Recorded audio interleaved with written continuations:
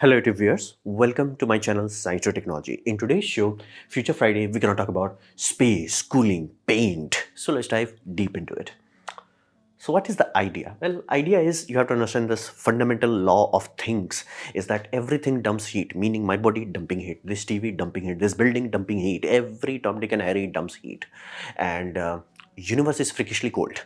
And that's the sole reason why Earth exists, because if basically sun continuously emits heat and that heat has no place to go, yeah, over time, like of course, like you take a sphere, it slowly grows and cooks everything, but it doesn't, because universe can digest it like there is no tomorrow. That's why we say universe will have a heat death. This puppy consumes heat like there is no tomorrow. So universe is cold.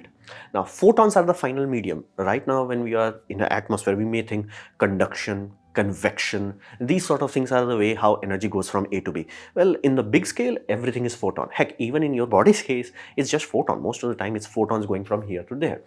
So photons are the final energy carrier and they leave the whole EM spectrum, meaning if you take the EM spectrum from, let's say, ultraviolet, like whole thing, maybe radio waves, you take the whole EM spectrum, everything is emitting in somewhere in that spectrum. Somewhere in that spectrum, it has a spike where it's like this element is eating energy in this wavelength. So everything, let that be very clear. The whole periodic table, go YOLO on it. Whole basically molecular chains, go YOLO on it.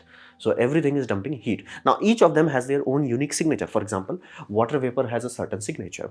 Carbon dioxide has a certain signature. Oxygen and ozones have their different signature. Methane has a different signature. Nitrogen oxide has a different signature. And that's why we have a planet where we can see in optical. If the planet gaseous mix, basically the atmosphere, this blue puppy was a different mix, so to say, it would have a different window. So right now sun can dump energy into Earth, and Earth can radiate a lot of heat into outside space, as in like without frying ourselves or without freezing. Both can happen. If you dump too much energy, you will freeze. If you dump too little energy, you cook. So right balance. And our atmosphere has throttle valves that are keeping things in check. And gas mix is not 100%. Let the people, that's how we have light. Like that's how you can see me. Everything has some transparency. And when you go into ultraviolet and infrared, same thing happens. In infrared, not everything is the same. So there is a tiny window. In that window, if you are releasing photons in that spectrum window, it just yeets out of there, because from its point of view, there is nothing in its way. It's like, bro, like how neutron can just go through matter when you have fast neutron. Why? From its point, nothing is there, because majority of the atom is 99% electron space. So it's just like yeets out of there. Same thing here. If you are releasing in one of those emission bands where it's like complete gap, you can just shine a light, it will go through space. It will. It won't be absorbed by anything. So that's the critical aspect. And all heat that is falling onto Earth, sooner or later will reach outside. Sooner or later it will reach. That's the sole reason we exist. So sooner or later, heck, even if you look at ISS and you're like, hey, they need a giant radiator. They need radiator for our sake. Like this space station, if you heat this puppy up, sooner or later it will reach a equilibrium state where it's dumping enough photons that it will just equalize. It will not get any hotter. But we may not be there to enjoy it. So for that reason, we put radiator to equilibrate much earlier, before, like, let's say it may require 110 degrees Celsius to reach equilibrium. We are like, yeah, how about chill, bro? How about 25 degrees Celsius, bro? So that's the whole point. Every heat that is coming here is leaving through photons. We just have to give it a right shift in the right window, so it just goes out of there. Your AC radiators, those things are not doing it. That's the problem. That's why Earth is heating up. And carbon dioxide is not helping. We are basically that window that is total absorption window. Yeah, we are making it far more thicker. So that's not really helping. So that's the idea. What if we can just go through that window and dump directly our heat, which can handle sun? So we'll have infinite cooling. So what's the physics about it? Well, physics is very clear. Cooling is nothing, just dumping heat into cold medium. Now that may trigger some odd thing. That simply means you're dumping heat from your stuff into a cooler thing, like, but if AC is running here, it's 25 degrees Celsius, outside is 50 degrees Celsius. How is that cold? Well, here's the deal. It's not cold for you and me, but it is cold for the refrigerant that has been compressed. That's why we compress it. We are basically tricking the physics here using phase changes. Like, hey, what if the compressor output is 70 degrees Celsius? Now it can dump at 50 degrees Celsius without an issue. Now, generally compressor do not try to go that hot. It can be done, it's just that it's too inefficient. So we generally try to be, give or take 60, 70 degrees Celsius. That's why in recent times you must have seen a lot of advertisement. This air condition can work at 51 degrees Celsius. Older AC simply would not work at that hot temperature. It will be like, bro, my condenser was not, compressor was not designed to go that hot. So that's all there is to it. You heat it up, it dumps the heat. That's it. Nothing more than that. So you need to find a cold medium and you need to weigh dumping the energy. So space has infinite capacity. That's awesome. It is cold. How cold? Absolute zero. Not here. Not, let that be clear, not in Earth's space itself, like not in solar system itself. But zoom out enough, it is absolute zero. So it's cold. And it has infrared, meaning you're not gonna be like, oh, I'm dumping nuclear reactors of energy, it will heat up. It's not a lake, it's not a reservoir, it's infinite. You cannot heat it up. Sun has been trying for a few million years. You cannot heat this puppy up. So you just need something tricky. What you need is something that reflects almost 100%. Let that be very clear. It has to be this 100% of solar rays. So you have a panel, PDRC. Google its full form. So sunlight falls in, you just heat almost 100% out of it, while, let that be clear, reflecting 100%, it's easy. While glowing in the IR gap. That's the issue, meaning you need the glow part of here and you need the reflect part of here. Now these two things exist? Absolutely, we have them. That's not an issue. It's just that we do not have like this. That's the problem. We need a material that can do both of these. That's the hard part. Now, will this work? Assume that we figured out a magical material, which we did, where it's like both of them line up. Is that how it will work? Well, it will require certain things. Thing is, it must see the sky. It must see complete sky. If you have any building that is obstructing it, any tree that is obstructing it, it will not work. It will not work indoors. It requires the actual vacuum coupling. Basically, it requires your energy to see, oh, there is an infinite source where I can just dump, go YOLO, reach equilibrium quicker. So you have to give it clear sky. That's why it's many times called sky view panels.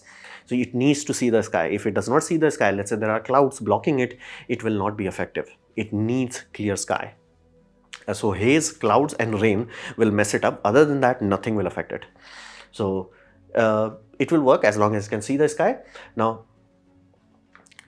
the critical aspect is, if done correctly, this panel will be below ambient when it's getting cooked by the sun. That's the critical aspect. We have things, we can put reflectors that reflect sunlight, but it heats up because again, it's not reflecting 100%. Even if you put something 100%, it's not getting colder. It's not getting any colder and nothing is 100%. The only thing that is closest is fresh snow ice, because of the crystal structure and the fact that water in that structure behaves very differently. So photon, even if it goes deeper, it just gets heat out of there. So it reflects 100% of it. Almost, let that be very clear, almost. So we need to reflect almost 100% of it, but snow does not glow in the right wavelength. That's why it does not recharge itself. It requires other recharging. It's not glowing in the IR band. It's not just dumping energy into space. So we needed to find both of them. And if we did, which we built, which we have, is that we are heating all the energy that the sun is dumping into it while glowing in a wavelength where all the energy is directly being coupled to the vacuum of space, and it's cooler. How much cooler? Meaning even if sunlight is putting extra love into it, it's still cooler than ambient. If the ambient is 40 degrees Celsius, this puppy could be as low as 35 degrees Celsius. Not even a single watt of electrical energy required.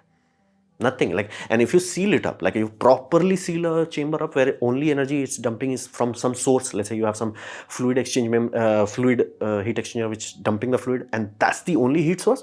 Yeah, it will freeze it up. Even in Sahara desert, it will freeze that puppy up. Not in day one. In few days, it will take time, but it will freeze that up. So it achieves sub-ambient in full sunlight, meaning you actually have cooling. You just do not have fan, you have cooling. And there are certain limits here. Now, the limits, it can't dump too much heat, meaning you may be like, hey, what if we have this panel? What if we dump the, basically the hot compressor output, that is like the hot fluid, directly into the panel?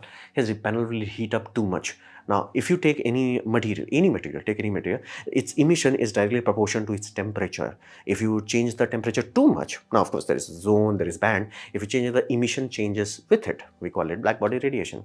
Like again, that's why we have color temperature. Hotter it is, the temperature becomes different. Kelvin scale shifts with it. So if you have this panel and you're like, hey, what if I dumped it? If it goes, let's say above 35 degrees Celsius, it will be like, bro, no. Now it, instead of emitting in that window, it will emit into the carbon dioxide oxide blockade part, the heat will come back. It will no longer be cool. So there is that issue that it will not dump too much heat into it. It is cooler, it is dumping energy, but it's not like in terms of kilowatts per meter square. Yeah, it's very little. So that's why we cannot just heat it up as of now. Maybe in future we'll find something that is much in like even deeper infrared, but we have to heat it up so it reaches into that window part. Unlikely, but let's say we find it, problem solved. Earth is cool, done, go home, sweet dreams. So right now we are looking at 30 to 40 watt per meter square. Now you're like, wait a minute, that sounds very little. Yes, it is little. Now, does that make it useless? Hell no. Why not? Well, what is the primary source of energy on Earth? Sun. If you have a giant roof area, where do you think most of your heat is coming from? Is the sun. If you reflect 100% of it, or almost as close to 100%, and while being energy negative, meaning you are consuming heat from your building rather than from the sun, you literally will get cooler. Cooler by cooler. The only reason you will not go to freezing temperature is the ambient air will dump energy into you. So you will get cooler, and because of the fact that it works 24 into 7, it will work in the broad daylight, it will work in broad, basically, every time. It will work in night, it will work in day. So it is significant. While you are insulating, perfect insulation and dumping energy, it's like insulator that sucks one-way energy. So it's perfect. So even though that wattage may seem like it's very little, still useful, significantly useful. Now let's understand some YouTube aspect of it. Well, the reason is Tech Ingredients and Nighthawk in Light, basically they made amazing in-depth videos about this. And why it's significant? Well, they made tutorials about it, how the heck you make it, and they explained the science behind it. So what is the science? Science is that we know how to make these materials. We had known it long ago. Problem is we did not figure out that we had to load it, meaning if you take spheres, the spheres are perfect. Let's say it receives a photon, it just vibrates, right wave spectrum yeets out of there. Awesome. Here's the deal. When you're talking about sun can be dumping around 1 kilowatt of energy per square meter. And if you have even a small void, microscopic void, because be mindful, we are talking about photons. If you have that level of void, it will just penetrate through it and heat up the substrate. You will not get the cooling effect because it will be such, there will be cooling. It's just that sun is giving you more energy, so it's useless. So we figured out this puppy. Both of them have explained this amazingly well. So the idea is you take spheres, microspheres, which are perfect emitters. Now here's the issue. If you just pack that puppy up, you will have so much gap. You will have around 40% gap. So what do you do to fill it up? Well, you take that sphere, you go it exponentially smaller. So let's say the big spheres are 100 m, not meters, 100 whatever, like 100x, you shrink it to 10. Now you fill that up again. So now you have exponential loading. Now you get even smaller than that. So you have 1, you have 10, you have 100. Now once you mix all of these three together, now you have absolute loading, meaning it's still not physics level 100% full, but it's so full that even photon cannot just penetrate through it. It's like it will be reflected. Now you have the critical part. Now you are reflecting enough of photon during daylight that it's like it cannot dump energy into you, while you are emitting enough energy that is actually going negative, sub-ambient. So one of the tool that he used is barium sulfate, BaSO4. That's one toolkit that he utilized.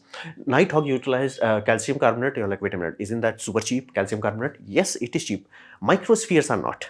We do make crystal structures out of it. It's not microsphere. Buying microsphere, that's the difficult part. Finding microsphere in 3 distinct shapes and then mixing them up, again, not that difficult. Tedious, not difficult. The difficult part is making it into a paint that you apply. And again, that's why I said, like, these two gentlemen did majority of the heavy lifting, and now you can just like make this into a few weeks, and not even weeks. I'm like, if you have all the goods needed for this, it's a barely a 1 weekend kind of project. It can be done. And it is tedious but doable in home lab, and they have explained the science, they have explained the things you need to do, and all of them figured out how to make this thing non-toxively, meaning it's not going to create a toxin that you have to, oh, now what the hell you do. It's not like PCB etching kind of scenario. So you have genuinely good tools now. Like, I would not have thought like so in-depth knowledge is available, and 2 toolkits. Not even just one toolkit. It's like, bro, if you are in a scenario where barium sulfate works, go YOLO. If you are in a scenario where calcium carbonate works, go YOLO. And none of them are charging for it. It's like, take it and go. So it's awesome. Key is that sphere loading. So what about the deployment? Well, deployment, the first thing that people will be deploying, like this puppy, it's basically air conditioned. Now, I did specify that it does not dump too much energy. However, there is a fact that you have a compressor, okay? Compressor goes, now compressor heats up the fluid. Now here's the deal, that fluid has temperature, let's say 60 degrees Celsius. The outside air in India is 50 degrees Celsius. The heat transfer is not that much. Heat is like, it's not that cool. What does that mean? That simply means your compressor is going all out, working its ass off. Your COP, coefficient of performance, is dropping. It may drop to 1.5, and if it drops to 1, that simply means it's not working anymore, and your electric bill, bye. So what do we do then? Well, you dump as much energy as you can dump in the air, which generally would be the peak amount of energy, because that's where you have most of that. So most of the energy will go, but not enough. But then you apply the sky cooling panel. Sky cooling panel will have liquid that will be basically connected to another reservoir, and that reservoir you will cycle through it. Now what is the benefit? You dumped majority of the heat into the air, but it's not cool enough, because again the air is 50 degrees Celsius. This has a liquid going through it which is sub-ambient, meaning without evaporation you have liquid here that is below ambient. So it could be, let's say, instead of 50 degrees Celsius, it could be 40 degrees Celsius. Now the remainder heat of that condenser can be dumped into this. So from compressor's point of view, it's like, it basically got two-stage cooling, and it's like, hey, COP goes up, energy savings goes up, everybody wins. And this heat that was dumped here, it was not dumped in the atmosphere, it was just heated out of there. And be mindful, yes, you can scale this up, because again, 40 meters square, if you have like very large surface area for some reason, you can reach a point where you're running compressor directly on that, and you would never have to worry about COP. Your COP would be, holy damn, your COP would be bonkers. But it can be done. Like if you are in like sub-Saharan Africa and you have to run one tiny refrigerator to refrigerate entire basically vaccines and things of that nature, you can do it. So that is one of the most amazing way of utilizing it today, meaning you have air conditions, you are just assisting it. So dump your energy into the hot atmosphere, dump your energy into the remainder energy into a fluid that is sub-ambient. So the COP goes up, and this works 24/7 as long as there is no rain, fog, or basically cloud. Be mindful, most of the time, especially with hot places, they don't have these things, so it's not an issue. And be mindful, even if it works only for 250 days, that's still shut up, take money territory. So that's a deployment way of doing it. Again, great roof paint. If we start to just paint our structures with this, rather than having liquids and fluid structure, just paint. We figured out how to make it into a durable, reliable paint, and we just coated everything with it. What does that mean? That simply means, let's say my rooftop, which heats up during summer. So I have a rooftop, sun puts love into it, the paint is like yeet out of there, and then it slowly dumps the energy of itself into the ambient space. Okay, everything is happening. What does that mean? That simply means it's becoming a cold sink. All the energy in my house is literally creeping upwards the roof rather than dumping into the home. It's creeping upwards. Awesome. My home, without air conditioning, without fans and evaporative coolers, will get cooler. Not too cool, but cool. And if given the fact that last summer was brutal, that's like shut up, take money. So that's useful. Another thing is passive cooler for long-term remote storage, meaning that, let this be clear, this does not have a lower temperature limit. As long as you can isolate it well enough, it will go to try to reach that equilibrium temperature. That puppy is cold. That puppy is below freezing point, as in 0 degrees Celsius. Even on Earth, that's below 0 degrees Celsius, meaning if you have a freezer box that is very well isolated from outside air, and you just have its top, let's say it's a chest freezer, everything inside is frozen, and you just put it in a desert, everything outside is insulated, and your rooftop, its top is made out of this. Over time it will become even more cold, it will not melt. So passive coolers for long-term storage, off-site remote location storage, that's like shut up, take money. And again, you right now in this sort of system, you have liquid cooling going around, as in like liquid is the heat exchanger. If you want to do it in remote location, you can use heat pipes, so it does not even have that 1 or 2 watts of energy requirement per meter square for that water flow.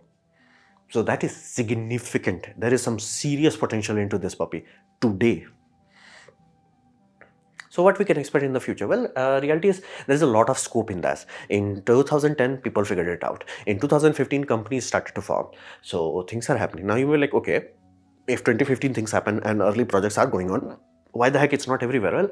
Well, there is a issue. We figured out how to make this super high density coating where photons cannot penetrate it. That's awesome. We figured out how to make a material that actually emits and reflects in precisely the way that we want. Awesome, no problem. But here still, this puppy is just the coating. There is no protection on it, and we cannot just put let's say Teflon on it. If you put it, it will block the infrared window, it will no longer work. That's the issue. We have not figured out how to stabilize it basically as a paint. Can we paint it? Yes. Can we use it today? Absolutely. Will it last? No. I mean, like, it will last if it's in a desert and nothing erosive is happening to it, but we have not figured out how to coat it, because the only thing that I have seen, both of them, is like polyethylene, that cellophane paper, that specific high polymer chain is transparent in that wavelength, so it will not block the ability. Other things do not work, like acrylic does not work and things of that nature does not work. So we have reached that point. Technology is done. We have to figure out how to protect it, which it can be done. Again, we have built it. It can be done. Just that final tuning where it's just like a spray on and don't think about it. We have not reached that level yet. So that's a bit of an issue. So protective coating for still has to be sorted out. Let that be very clear. That is not sorted yet. It's for outdoor resiliency. So where we can just paint it and forget about it for, let's say, 5 years. If we can reach that 5-year mark, shut up, take money. So, and tech has been made open source. That's awesome.